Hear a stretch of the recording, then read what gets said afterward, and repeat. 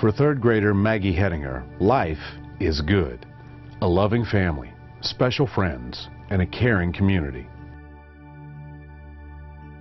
Well, Maggie was born in China. She's the youngest of 5.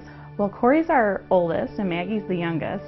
They have kind of a neat relationship because Corey got to travel to China with us. He was 10 at the time when we traveled to China to adopt Maggie. So they've always kind of had a special little relationship. She also formed a special relationship with her neighbors. So my daughter is from China, and we adopted her when she was 8 months old.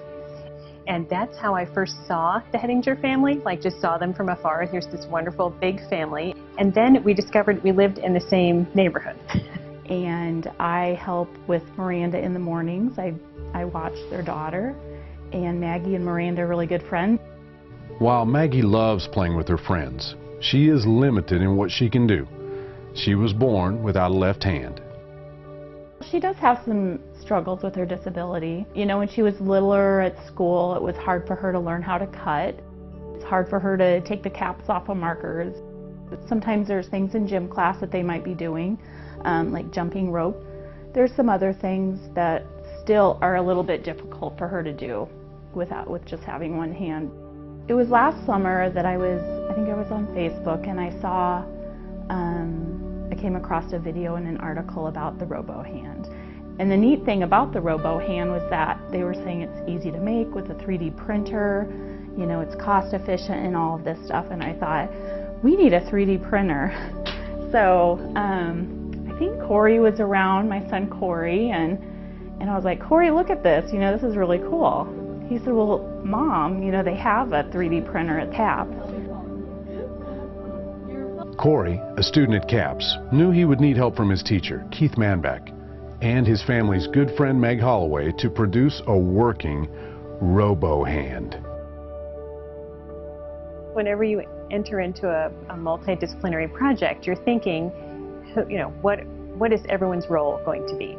And of course, there's the engineering students learning how to use a 3D printer, which is itself an art, but also learning how to actually generate a product. So for my students that have been involved in this project, it's thinking about engineering from a very human perspective. How are we going to help the engineering folks look at this through the lens of human eyes versus just a project, versus just a part that we're building? So putting those two things together creates some amazing synergy. The teaching aspect of it, you know, for Corey's sake and for the other people who are involved is great. But when you put that face to the project, you know the person that you're making this for, it makes you really push harder to find the solution for this person, you know. So it really does make it a lot more special. My teacher, Mr. Manbeck, last semester he helped me a lot with printing off the very first version of it, which was a snap pen version. When I finished that, I was able to actually hold a functioning hand. And now Maggie is experimenting to see what her new hand can do. She does not want to take it off. She, you know, wanted to wear it to bed the other night, and she got it right out of bed in the morning and put it on. And she keeps thinking of more and more things that she'd like to try to do with it. A hand that brought a family and a community together.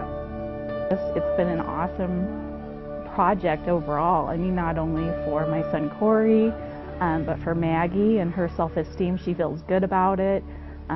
She is able to do more things with it.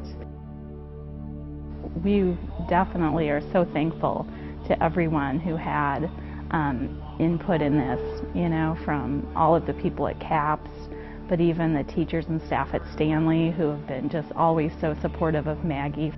Here's this kid that I adore. Here's our neighbor. She comes over and plays in our yard.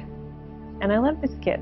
And the fact that I can pull together resources just by asking, a simple ask, and have everyone jump in and help, it means the world to me.